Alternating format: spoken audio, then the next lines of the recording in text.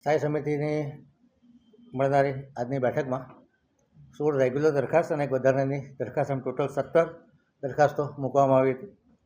એમાંથી 4 દરખાસ્તો નામંજૂર કરી છે અને એક દરખાસ્તને મુલતવી રાખવામાં આવી છે.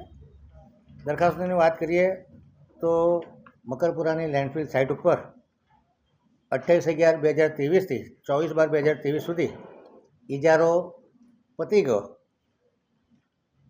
ત્યાર પછી સોલિડ વેસ્ટની કામગીરી કરવામાં આવી હતી.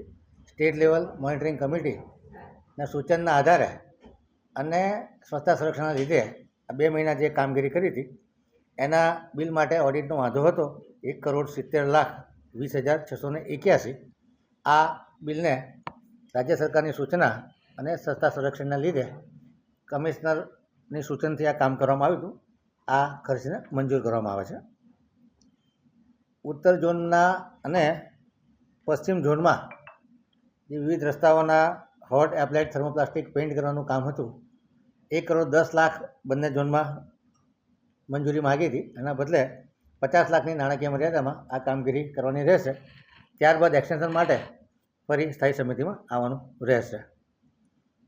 વોર્ડ નંબર 9માં વરસાદી ગટર નાખવાનું કામ હતું. વોર્ડ નંબર 9માં મિલકેન્ટ હાઈવેથી બ્રોડવે સ્કાયવાળા રસ્તે વરસાદી ગટર નાખવાનું કામ હતું. વોર્ડ નંબર 9માં સાયનોવી એટમોસ્ફિયરથી વેસ્ટ બેંક વાળા રસ્તે વરસાદી ગટર નાખવાનું કામ હતું. અને વોર્ડ નંબર 5માં કલર હોસ્પિટલથી બાપોતરાડી ઓફિસ સુધી કાચો પાકો રોડનું કામ હતું. આ 4 કામોને નામંજૂર કરી અને શોર્ટ ટેન્ડરિંગ કરવાનું નક્કી કરવામાં આવ્યું છે. રોડ પ્રોજેક્ટ શાખા દ્વારા 25 લાખની નાણાકીય મર્યાદા ઉત્તર ઝોન માટે માગવામાં આવી હતી, જેને મંજૂર કરવામાં આવી છે.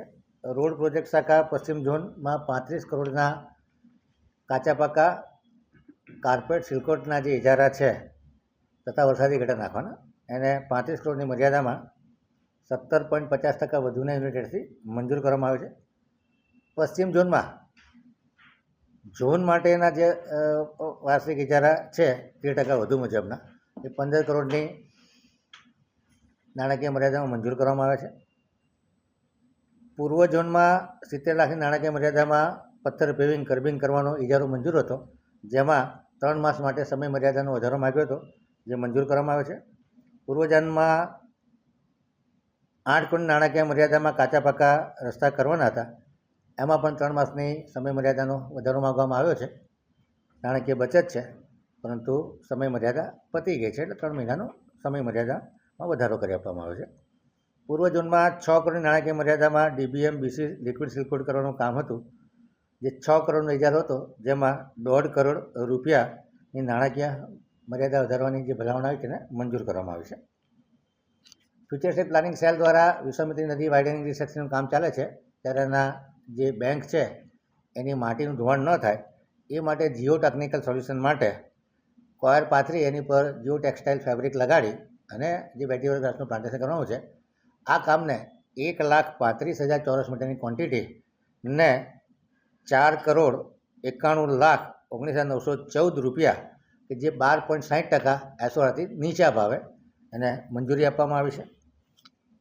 સયાજીબાગ ઝૂ વિભાગ દ્વારા જે માંસાહારી પ્રાણીઓ છે એમના માંસાહાર માટે 48 લાખની નાણાકીય મર્યાદા વધારવાની 51 લાખનો ઇજારો હતો, પરંતુ પ્રાણીઓની સંખ્યા વધી જતાં આ માંસાહારની ક્વોન્ટિટીમાં વધારો થતાં 48 લાખની નાણાકીય મર્યાદામાં વધારો કરવામાં આવ્યો છે. વોર્ડ નંબર 17માં તરસાલી રિંગ રોડ પર દંતેશ્વર EPS પાસે રૂપારેલ કાચ પાકો કરી અને કવર કરવાનું જે કામ હતું એને હાલ પૂરતું વધુ અભ્યાસ અર્થે મુલતવી રાખવામાં આવ્યું છે. વધારાના કામમાં ઉત્તર ઝોન માટે જે પાણી પુરવઠા વિભાગની વિતરણ શાખા અને ઇલેક્ટ્રિકલ મિકેનિકલ શાખા દ્વારા જે માનવ દિનમાં ઓપરેટર મજૂર તેમજ સુપરવાઇઝર લેવાના છે, એ કામને 2 કરોડની નાણાકીય મર્યાદા મંજૂર કરવામાં આવી છે.